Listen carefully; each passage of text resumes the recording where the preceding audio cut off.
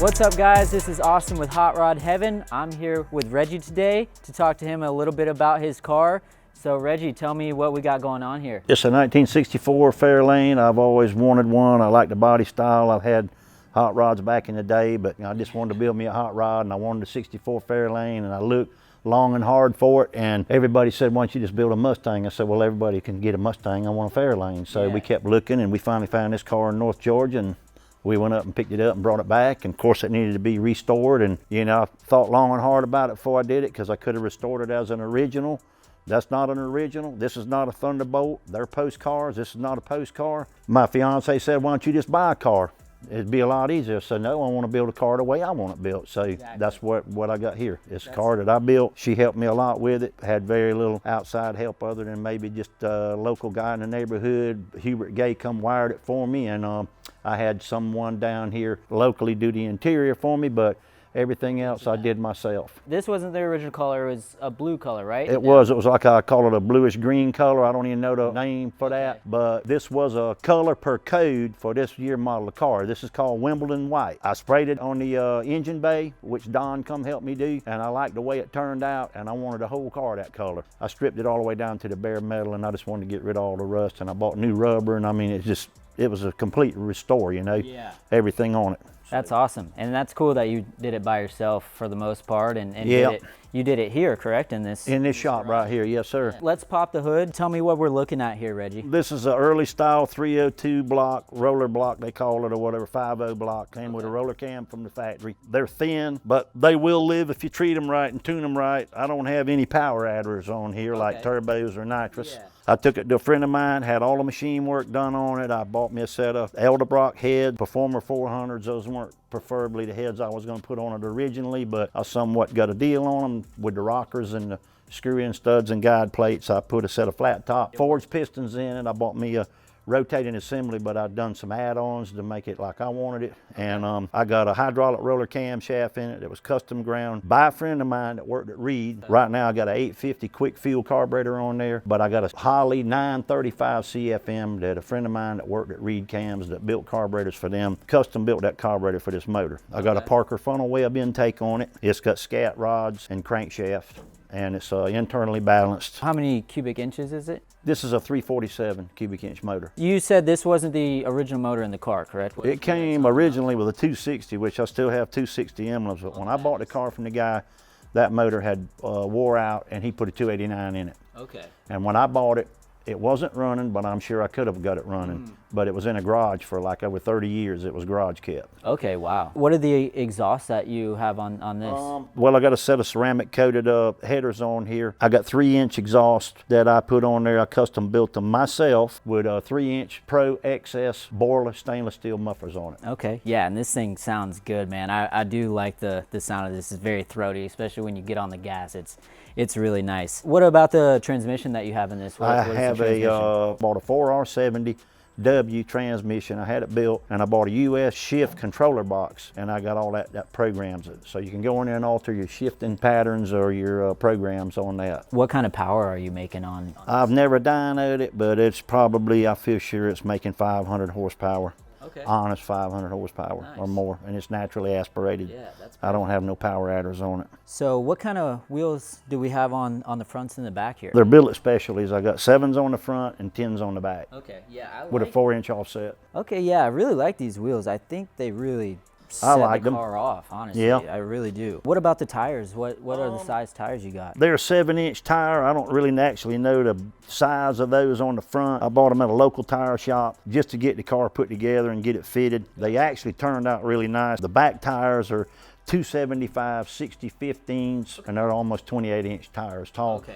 I'm gonna buy a set of them drag radials like the Nitos or whatever and put on there. I got Caltrax on the back with the 9-way adjustable shock that they build, and QA1 shocks on the front, struts or whatever you wanna call them that came from Rod and Customs. Got a torsion bar on the front, got split monoleafs on the back, got a 410 gear ratio. It's a track lock rear, so both wheels pull. All right, so let's talk about the interior a little bit. It looks pretty original, correct? I tried to make it as original as I could. I pulled the seats out of it. Naturally, they needed to be restored, redone, what have you. I took them down to a local upholstery shop, Sotec in Bloomingdale, Georgia did them. These panels are original. So the car's a 1964, so they're 50 years or more older. What was the original color of the interior? Is it a blue to match the paint? Yes, it was that same color as what the car was. The dash was that bluish looking color too. I painted it black. And then you have the original speedometers and everything in there? All the original gauges. The only thing I've added is the oil pressure, the water temperature, and the voltmeter. Okay. But it still has the original gas gauge, the speedometer, and the temperature gauge and all that in there. I wanted to leave all that. It's even got the original radio in it. What about the steering wheel? What is the steering wheel? Billet specialty, the same as my wheels. I have the original steering wheel. I think a lot of times about putting it back in here, but it's cracked and it needs to be refurbished, which I could do that myself. Okay. And Wendy, my fiance, she put the carpet in here, so she did a good job on that. I got a Hurst pistol grip shifter in here. And then you have the tack here as well. I put that on the dash because these cars, when they raced them, that's where they put them, right there. So I did that to where it would look like that. I didn't want it down here under the dash or on the steering column. All right, cool. Well, let's go ahead and get the cameras in and take a car for a cruise. What do you think? Okay, yeah, I'm ready. All right, let's do it. Sounds good. Oh,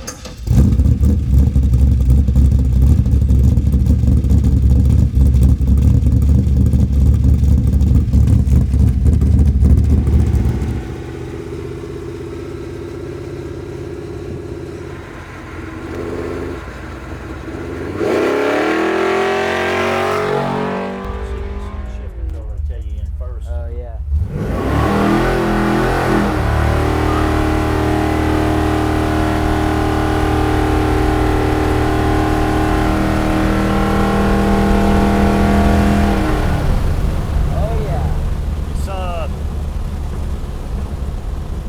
Push that button to put it back in out of overdrive.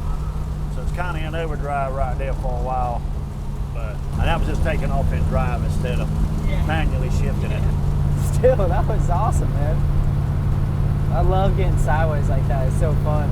Do you drive this a lot? I drive it pretty much every weekend, yeah. Okay, cool. We take it out on Sunday and drive it around. Yeah, that's awesome. We work all week. We don't drive it during the week much. And then Saturdays we're working around the place.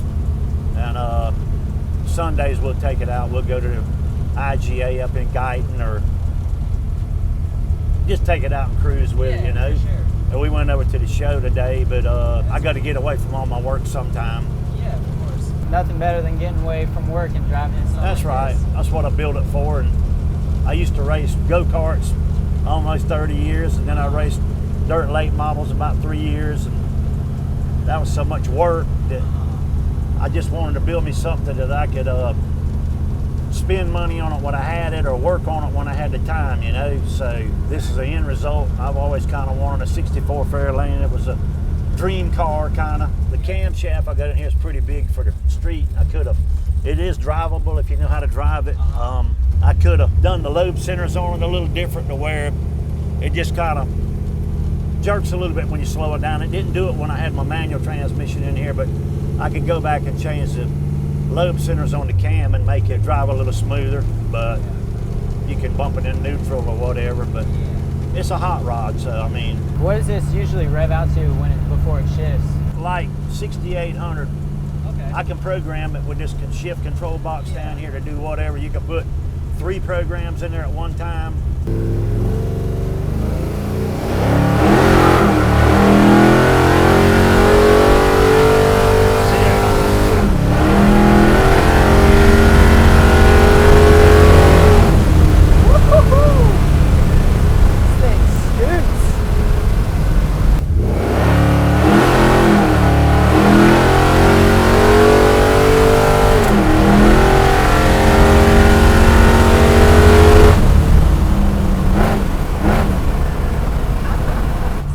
Doing this stuff. This is fun. Nothing better than going fast, man. Especially in something like this. Going fast in style. That's right. That's why I like it. I mean, I built it for what I wanted. It does what I want to do, you know. It rides really smooth too. Yeah, it cruises good. It gets over 20 miles to the gallon if you just drive it normal. Yeah.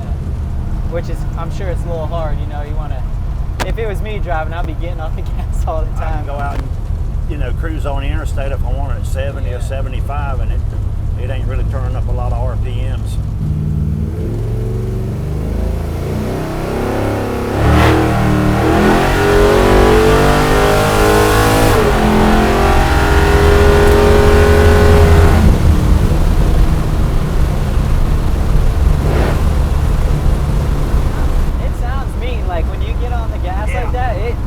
It's got a roar to it. I love it. Well, that does it for this video, guys. If you like this, please give it a thumbs up. And if you want to see more content like this with more hot rods, make sure that you subscribe to this channel, and I'll see you next time.